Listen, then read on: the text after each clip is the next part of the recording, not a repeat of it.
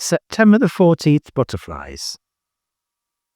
The number of different butterflies we are used to seeing in the last 2 months gradually decreases as September progresses. One reason is that many have already or are just about to come to the end of their flight period. These are essentially spring and summer creatures, often living very short lives as adults. For example, a small heath may only be an adult for 7 days. Individual gatekeepers and specklewoods fly for about 3 weeks. With the days now starting to get cooler, others are just not encouraged to take to the wing quite as much.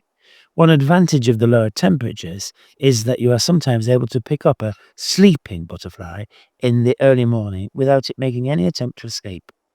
Even though numbers may be down, it is still well worth looking for butterflies on warm sunny days, as second, third or even fourth broods may now be emerging in their brightest livery.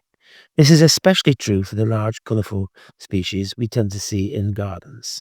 Many of these also have a habit of returning to the same place to feed each day. The butterflies most associated with late summer are the peacocks, red admirals, painted ladies, commas, and specklewoods, all of which we tend to see in our gardens. Others, such as meadow brown and gatekeeper, tend to get noticed more in grassy areas.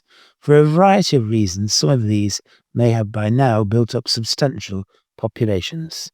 For some other rarer species, such as the brown hairstreak, Adonis blue, and the clouded yellow, this can also be an important month, as there may be a better chance of seeing them. Although most skippers seem to have disappeared last month, it is still possible to find a dingy, grizzled, and perhaps even a silver-spotted skipper this month, but only in the first week. The first 2 species can be found on Hutchison's Bank. The much rarer silver-spotted skipper, which only lives for a fortnight as an adult, is best looked for on steep, well-grazed, chalky, south-facing slopes such as Box Hill. The ever-present whites, that is, the large, small, and green-veined, all start to disappear in early September. It is also worth looking out for late broods of large whites, as these often have much more intense markings than earlier broods. The blues generally tend to be more of a feature of the first part of the month. Holly, chalkhill, and brown argus can all still possibly be seen. The small blue is only likely in the first week, but the Adonis blue may be flying the whole month. Like so many other butterflies, it has very precise food requirements, as well as a complicated life cycle involving ants. In this case, it will only lay its eggs on horseshoe vetch, which in our area seems to be restricted to 1 or 2 places of perfect chalk downland. Even then, the turf has to be exactly the right height, and there must be bare, chalky scrapes for the females to bask whilst waiting for the males to visit them. For us to hunt is well worthwhile, as the blue of the Adonis blue is arguably the most intense, is more intense than any other animal or plant in London.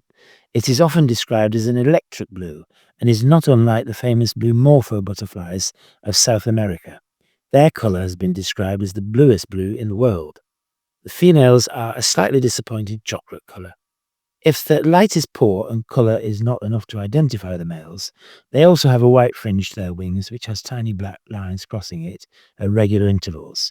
Discrete populations used to exist in old chalk pits along the North Downs, but now it would be better to look for them on Hutchison's Bank or possibly Ranmore Common.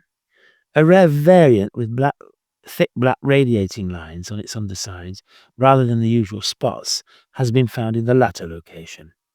Any large congregation of vanessids and other large colourful butterflies on late summer perennials in gardens is one of the most memorable sights of the month. Typical species to be seen include red admiral, peacock, painted lady, large, white, comma, and small tortoiseshell. The numbers of small tortoiseshells may possibly be swollen this month by recent immigrants.